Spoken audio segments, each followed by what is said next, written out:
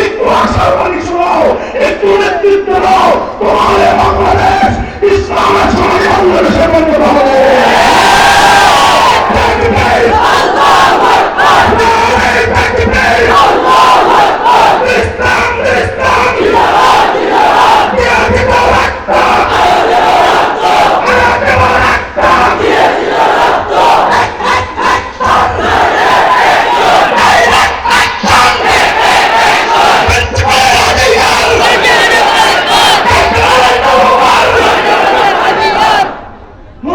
বৈষম্যের বিরুদ্ধে, প্রতিটি বেঞ্চমের বিরুদ্ধে, প্রতিটি জুলুমের বিরুদ্ধে সর্বপ্রথম যে কণ্ঠ উচ্চারিত হওয়া উচিত সেটা প্রিন্সিপালদের মতো আলেমদের কণ্ঠস্বর।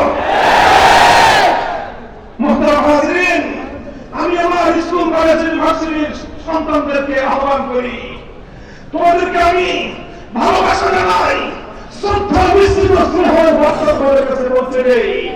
তোমরা আসো, আসো বিবেকের দেয়ালগুলো ভেঙে আমরা যেভাবে 5ই আগস্টের পূর্বে